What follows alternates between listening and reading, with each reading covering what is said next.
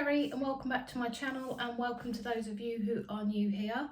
Today's video is going to be about my IVF journey. So not everyone will know that I have been through IVF. We struggled to conceive ourselves naturally. So yeah, this video is going to be about that. I will be referring to my notes as I go through because I want to make sure that I get this right, because it is really important to get it right. And also for those of you that are watching that are considering going through IVF, again, it's really important for you to understand the pitfalls that you can go through and the struggles. This is quite an emotional subject for me, so I can't guarantee that I'm not going to cry. Hopefully I won't, but if I do, I do. So anyway, let's get into it, and yeah, I'll share my journey with you.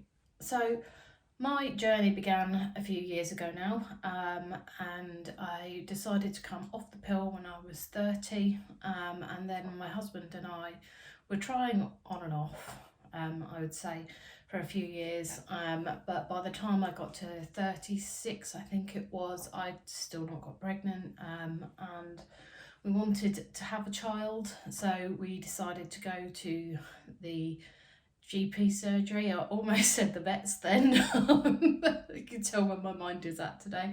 So anyway, yes, so I decided that I was going to go to the doctors. They just went through some questions with me around my general state of health, around, did I drink, did I smoke, blah, blah, blah. And again, that you go through a lot about your sexual health questions, how often you're trying, etc., etc. So although not the most easiest of conversations perhaps, or most comfortable of conversations, it's still one that has to be had if you want to have a child. So they started off with doing a blood test that would then give me some idea of how many eggs I had left and whether or not they were a good quality. I don't know how you can get that from a blood test, but if you know, leave the comments below. You may be able to help somebody else out, especially if you are in that profession that understands that. So yeah, so I had to go and have some blood tests. They all came back as normal. I had healthy levels of eggs. They seemed to be of a good quality, so there shouldn't be any reason why I wasn't conceiving. So you also then had to have a test for any STIs as well, to make sure that obviously there wasn't any nastiness or anything going on down there, especially I think it's if you have chlamydia for a woman, that can stop you getting pregnant or make you face difficulties in getting pregnant. So luckily for me, all those tests came back clear as well. So yeah, that was kind of the first start of it. And then many of the tests and stuff that you can do, you can get on the NHS in the UK. So we did as many of those tests as we could before being referred. I also had a test where I went into the hospital to have a scan done. They injected dye into my fallopian tubes, etc. From what I remember of it, it wasn't particularly painful, just a little bit uncomfortable, and then they kind of did a scan, and I don't know whether it was an x-ray or whatever, just to make sure that none of my fallopian tubes were blocked, that my uterus, everything else seemed to be healthy, and again, that came back all clear. And at that point then I was referred from the NHS to Care, which is a fertility company that I think they're called Care UK, and our one was in Northampton. So we were then referred over to them, but before I could actually be referred, going back a step, I was told I needed to lose weight. So I think I had a BMI of about 33, I want to say, and that had to be 30 or below before the NHS would refer you. So That was upsetting because I was ready to go. I wanted to have children. I just wanted to get on with the process, but it then meant that I had to lose a ton of weight. I think I probably lost, I think it was 21 pounds that I needed to lose. So that did take me a few months to do. And yes, it was upsetting, but you need to be able to give a baby the healthiest start that you can, and you need to be healthy yourself. So although that was frustrating, I got there eventually. In the end, I think I lost all that weight, I think within about 6 to 8 months, I want to say. So yeah, that was a journey in itself. But when I was then referred, it was weird because the doctor that I was seeing at the hospital also worked at Care. So I found that a bit strange, but you know, it is what it is. I got referred, or we got referred, and I was quite happy with that. At that point then, my husband had to have the quality of his sperm tested. That was all fine as well. So at this point, there was no reason why we shouldn't be able to conceive, but for whatever reason, over the previous 6-7 years, we hadn't got pregnant. So it was just one of those things. The consultant was really, really nice about it and said, look, you know, I think this is going to be a really positive result for you. There shouldn't be any reason why you can't conceive and why this won't work for you, but we will take you down the IVF route. So at that point then, that's when all of the scans started taking place. So it was like an internal scan. So I don't know, ladies, if you've ever had an internal scan before, it's kind of a bit like an ultrasound, but they put a probe thing up your vagina. I hate that word. So, and then just to see at what point you are within your cycle, so that they then know the best time of the month then to start the treatment for you. So at that point, I think it was around about day 10 to 14 of my cycle, they actually found as well that I had endometriosis, which isn't necessarily a cause for concern in itself in terms of trying to conceive, or at least it wasn't for me. But it also explained a hell of a lot as to why my periods have been so painful for so many years. But basically what they found is that I had endometriosis, and for me that meant that I was bleeding into my ovaries every month, and I still continue to do that, unfortunately. And obviously because you're bleeding into your ovaries, the blood has got nowhere to go, so therefore it just expands those, it makes those cramps worse. It's just a lot of pain. Ladies, if any of you have endometriosis, you will understand what I'm talking about. And of course, when you have endometriosis, it can then be that lining that sheds your womb each month can be replicated anywhere else in the body. I also have it down my legs and in my feet, which is strange, but it can, like I say, replicate anywhere else in your body. And for me, that just means that sometimes my feet hurt, or they go numb, or they go tingly, and they don't feel right for a couple of days. But anyway, that's endometriosis. We're not talking about that today. We're talking about IVF, Kerry. So I will get back onto my notes. So anyway, once I'd had that and we knew where we were at with where I was in my cycle, then a treatment plan or protocol was drawn up as to how many, or you know, what drugs I would be given, how they would be given to me, and it was decided that I needed to inject myself in the leg each day. And so then myself and my husband were taught how to do the injections by a nurse. So you go in there for your appointment or your consultation. The nurse takes you through how to draw up the drugs, what drugs to draw up, how to make sure that there aren't any air bubbles in it when you're giving yourself your injection, and you know, how many different types of drugs, or what the plan is, how long you take them for each day. So yeah, that was a little bit disconcerting, I'd say, because I knew that I was going to have to inject myself every day, and I'm not great with needles. I soon was after the IVF experience. I'm now not fussed about needles. In fact, I actually got my COVID jab the other day. Yay. Anyways, so when you're given the demo on how to do the injections, I was never given this piece of advice, and I really wish I had been, but I soon found out after I started injecting myself in my leg every day that my legs were like pin cushions. So if you have to go down the route of having injections, then I would highly recommend getting yourself one of those ice packs that you can just pop in the freezer, and then you can just pop it over where you need to inject for a minute or two before, so that then restricts the blood flow, if you like, from going to that area, so that you can safely inject yourself, and therefore it won't bruise as much and it won't be as painful. And not that it's massively painful doing injections, but my legs really did feel like pin cushions. But so anyways, once all that's been discussed, you then go through and decide when you're going to then receive all the drugs. The drugs will be delivered to you on a date, usually.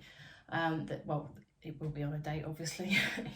The drugs will be delivered to you at an agreed date, so that fits in with your cycle. Some of them you have to put in the fridge, and then some of them you can just keep out. You'll keep given all your needles, you're given your sharps box to put the used needles into afterwards as well. So everything comes delivered to you that you're going to need for your treatment. So I've mentioned that my or our journey, if you like, was going to be using injections. Now, not all IVF journeys or fertility journeys are the same. There are some cases where I know that I've had a friend that's gone through it as well, who was able to take tablets for the first few weeks and then switched over to the injections. So if you have a busy lifestyle, like I was working at the time and I was having to go away a lot with work, I just tried to, because I didn't want to let my employer know at the time, because I'd only just started working for the company, and they would have thought, oh my god, she's trying to have a baby, she's only just started here. So you do have all of that to contend with as well. If you've got a good employer and you feel comfortable with telling them what you're doing, then you may be able to make arrangements so that if you have to normally go away for work or whatever, that it's a little bit easier when you're doing the bits with the injections. So yeah, if you can tell your work, if you feel comfortable doing it, then great. If not, then yeah, it can be a little bit more difficult or tricky trying to do it. But for me, the first 3 weeks, I think it was one injection a day I gave myself in the evening, and I remember doing the first injection. My husband was sat on the sofa, I was sat on the chair, and I was drawing up the drugs. I was just about to put the needle in my leg, and my husband was like and we just laughed so much because it wasn't him giving the injection. Even though he knew how to do it, I decided to do them all myself. But it was just the fact that he seemed to be just as nervous as I was at doing it. So that kind of did break that tension a bit. So it was quite funny. So if you can find ways to laugh about things as you're going through the journey, then do, because it'll make it easier. So I always made sure that I injected myself in front of him every night, not because I'm a sadist or anything, but because I felt more comfortable doing that way, and it made him feel a little bit more included in it anyway. So when you're having that first course of injections, that injections for me at that point was to basically stop any kind of eggs being produced, follicles growing, etc. It was to completely shut down my body and give that control then over to the team at Care. Once we'd got to that point, I was having scans probably every 1 to 2 weeks or so to make sure that I was at the right point. And when I say scans, I mean the internal scans. And then after, I think it was about 3.5 weeks, they said, okay, well, you now need to start on to the next injection. But I still had to keep the other injection going and then start the new injection, which was then designed to stimulate the growing and maturing of producing multiple eggs. So there are cases where I think if you have, what's it called?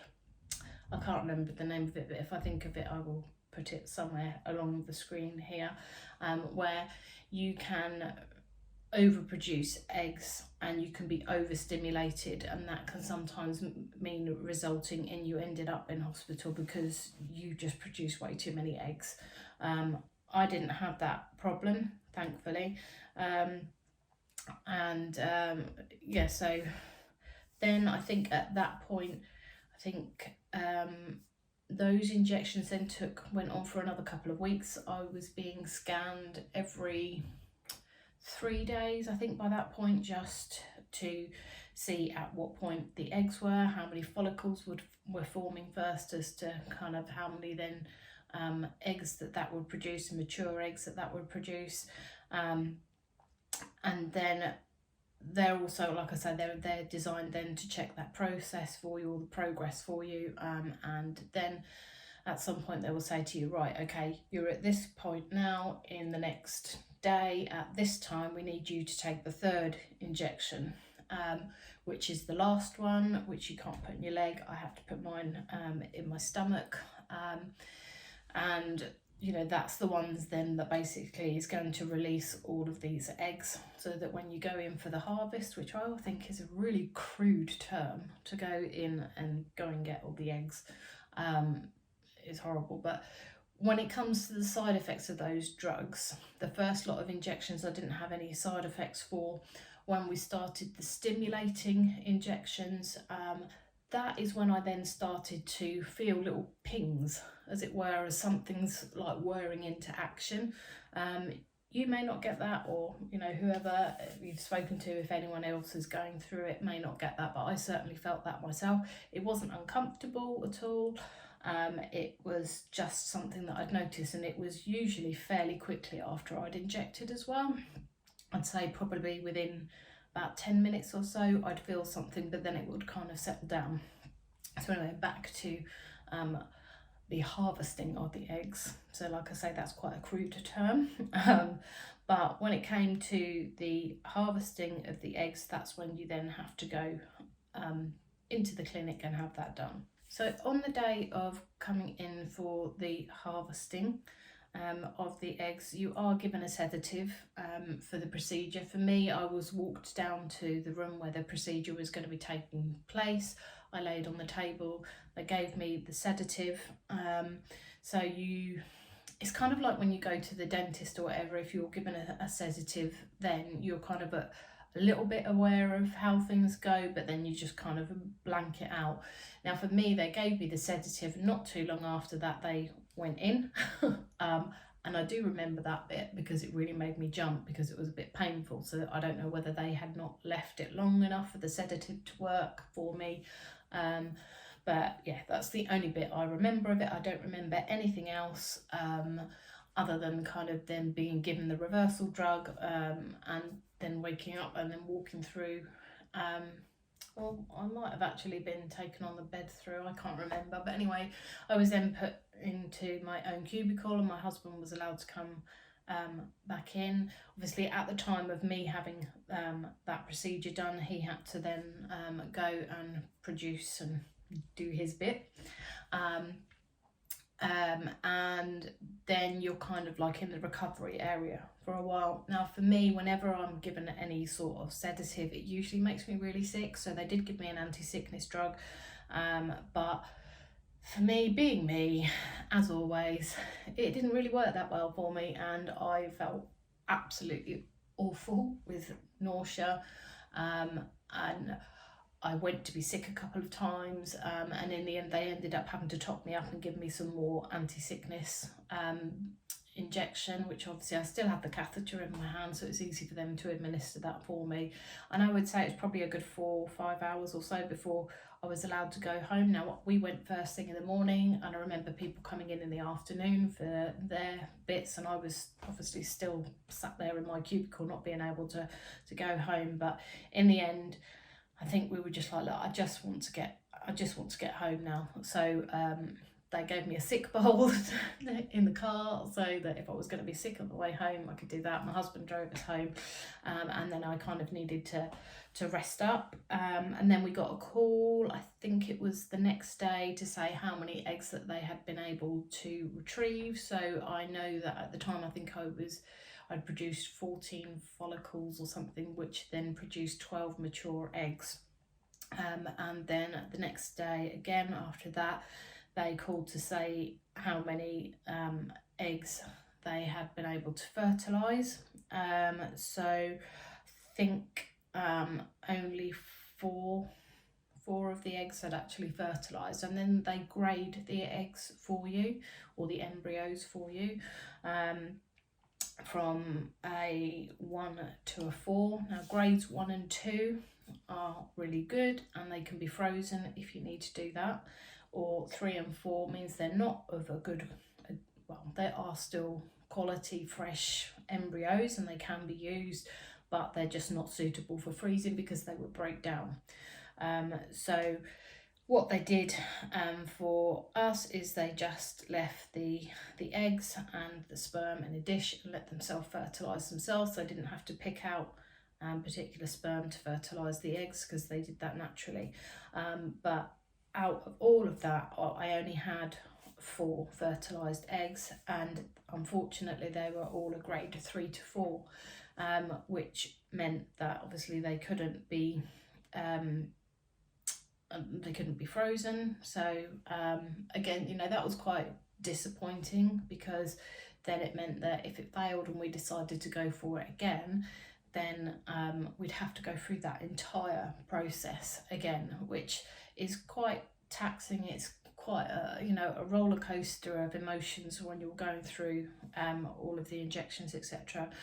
And then they said over the phone, we might be able to get to what we call a blastocyst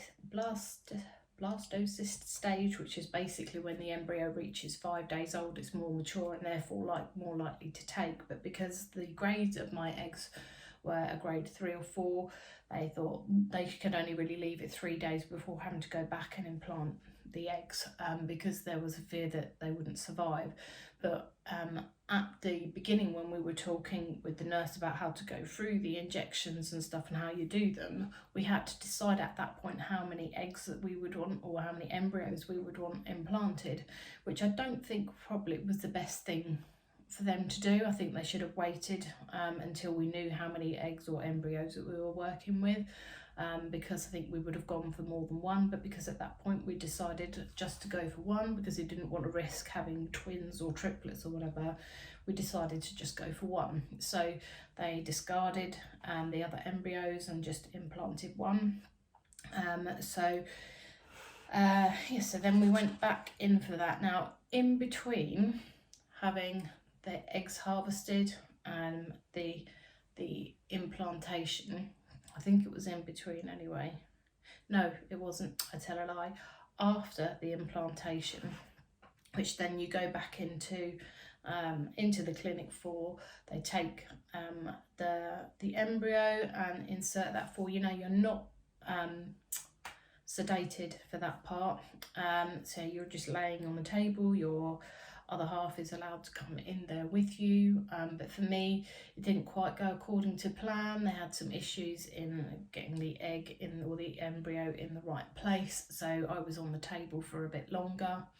And yes, I do remember now, sorry, this is all over the place, I was actually sick between the harvesting and the implantation with severe diarrhea.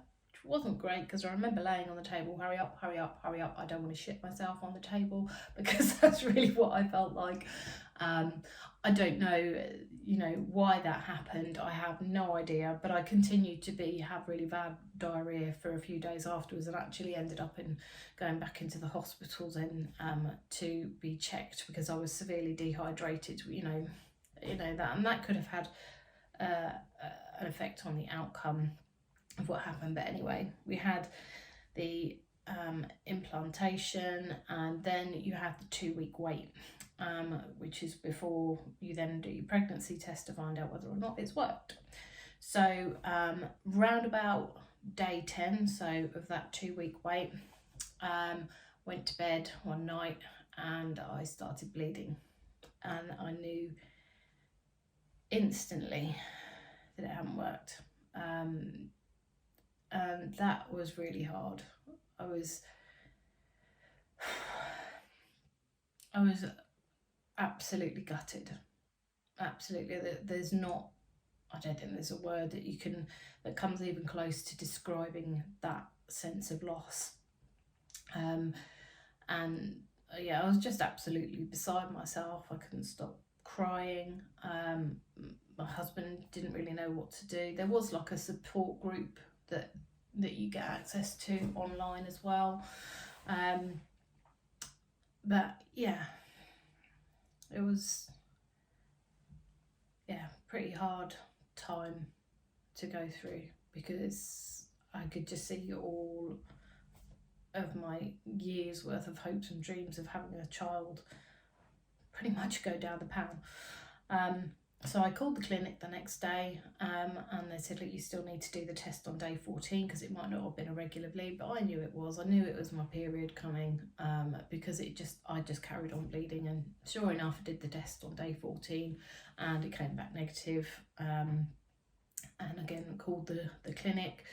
They then called a few days later to discuss the next steps. They did offer counselling, but I think I was just kind of too in my head at that point to accept any kind of counselling, and I just said no, decided against that. And then they said, look, we can do a similar thing again, so we can do repeat the whole cycle for you. And I was thinking, why would you want to do something again, follow exactly the same steps if it didn't work the first time? Surely there must be something that you can do to try again. So I mean, we were lucky in that the first lot was covered by the NHS, but we knew going forward that we would have to pay for everything else ourselves. So if you're watching this in the UK, and you'll have heard the term postcode lottery, and it really is a postcode lottery. So in some counties, you could have up to 3 rounds of IVF on the NHS, and in some you could only have 1. Now, us being in Northamptonshire at the time, we were only allowed 1.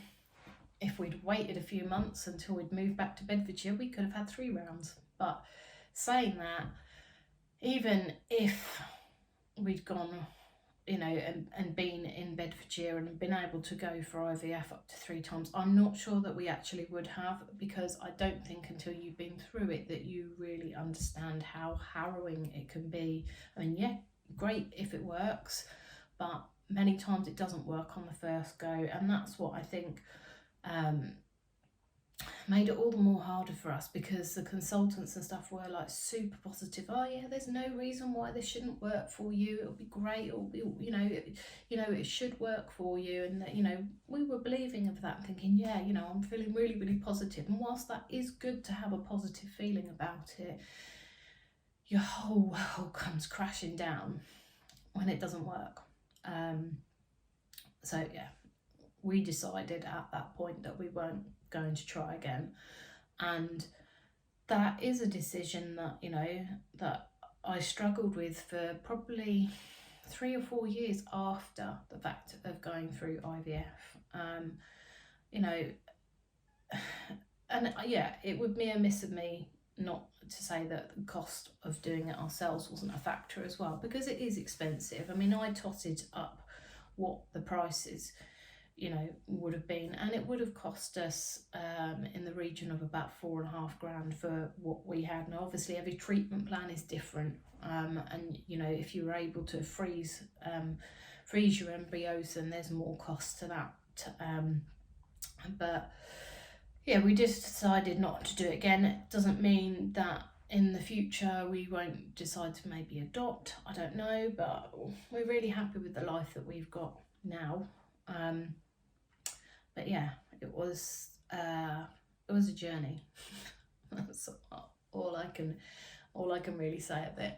But I have, obviously for the purposes of this video, I have gone back and checked details on, you know, whether the route that we took is something that is still widely available and widely used, and it is. So just a quick summary then of the stages that you go through, and I've taken this information from the Care website, which I will leave the link to in the description below, and I'll also put it on the screen here, their website. So there's 7 stages that you go through when you go to have IVF. First off, you have your consultation stage and all the testing that you need to do. And like I said earlier, some of those tests can be done on the NHS if you want to reduce the amount that you're going to be paying. So like the blood tests and the first initial scan that they do in terms of checking your fallopian tubes, etc. All of that can be done on the NHS, or at least it could be when I had it. So yeah, you've got your consultation and your tests, stage 1. Stage 2 is that's when you actually then start the treatment, and you get through to the ovarian stimulation stage, which for us was that second set of injections that we had. And then stage 3 is the monitoring, so where you're going back in for the scans every 2 or 3 days to find out at what point you are, and you know, how many follicles you've produced, etc. And then they have the egg harvest and the sperm collection, and then they do the fertilization and the embryo development, and then stage 6 is the embryo transfer process, and then stage 7 is that 2-week wait, and then the pregnancy test. Just referring back to my notes. So in terms of costs, I will put them up on the screen here for you, and this is just an idea of the kind of costs that you will pay currently. So it's now April 2021, so these are the prices at Care. Now obviously there are other fertility clinics throughout the UK. I would say that Care were brilliant with me, and I would recommend using them. You know, they keep you informed all the way through, but yeah, IVF is not cheap. As I've alluded to, ours would have cost us around about £4,500, but you can talk through all of that when you go through your consultation anyway, and a lot of them will also have ways of funding it. So again, you can either go through the NHS, but to go through the NHS, you mustn't smoke, you have to have a BMI of 30 or below, and neither of you can have had a child before. So if you've previously got a child, however, that's happened naturally, should I say, you won't be offered IVF on the NHS because you've already got a child. So that is one thing to be mindful of. But in terms of other support or other forms of help out there, that you don't just have to go for IVF. There is also the IUI, which is the intrauterine insemination, which is just where they're taking what they call a prepared sample of sperm, so the strongest swimmers if you like, and then they will inject that into the lady's uterus at the correct time of the month, hopefully to work for ovulation.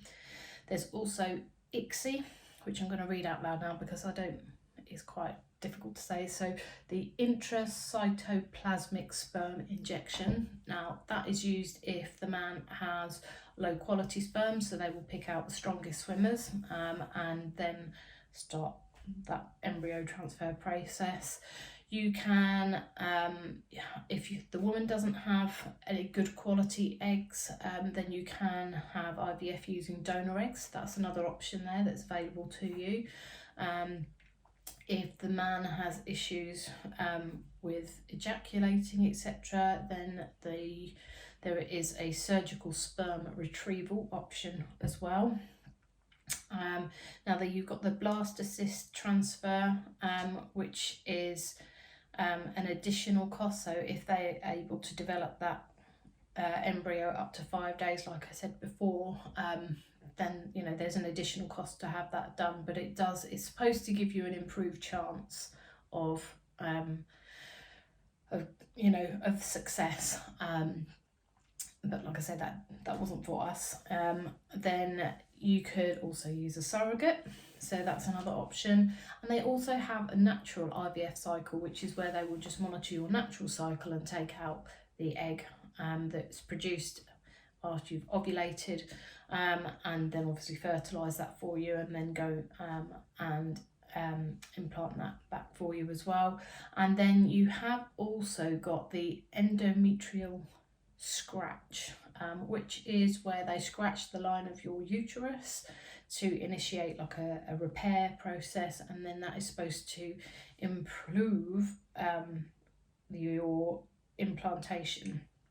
Now, I have had a friend that had that done and it didn't work. So again, there's no guarantee of success with this or any form of fertility treatment. So I think the biggest thing to take away from this is that if you have decided that IVF is the route for you, hopefully this will have given you some information and some insight into it. But yeah, regardless of how positive the people are around you and how positive you may feel, just always have in the back of your mind that it might not work. Now that might sound pessimistic, but it will probably save you a little bit of heartache maybe at the end if it doesn't work. So that's my journey in a nutshell. This is a video that I've been wanting to do for several months, years, but I've never felt confident enough to do it. But on the eve of my 44th birthday, which is tomorrow, I kind of feel ready now to share it with you. So I hope that you have found this interesting, that you found it helpful and informative. If you have any questions below, any questions at all, then leave them in the comments below. I'm more than happy to come back and comment on my experience. Obviously, I won't be making any definite recommendations of this, that or the other, or what treatment to take, because that's down to you and your consultant as to what is the best treatment plan for you. So just expect a roller coaster of emotions, and I'm sure you've probably already been through a whole roller coaster of emotions to even get to this point as to whether or not you're going to go through with IVF. But there is a lot of support out there, and I want to be able to offer that support to you if this is something that you're going through at the moment. And if it is, then good luck. I hope it works for you. But if it doesn't, then you always have then more options. So this is a few years on, we're happier, or happy now. But yeah, that's kind of my journey. So like I say, I hope you've liked this video. I hope you found it informative. If you have, please hit that smash. Please hit the thumbs up button, and leave some comments below, and subscribe to my channel. That would be great, because it does help to support me. I know that probably 99% of people that watch my videos, sorry, the dog's barking, great timing, Rocco. So yeah, 99% of people that watch my videos don't actually subscribe, they're just flicking through. So if you are a regular viewer and you like this video and all the other kind of videos that I do around fashion, beauty, health, etc., then please do hit that subscribe button. It really does help me. And yeah, I will call it a day there, because Rocco is barking and it's driving me nuts. Bye.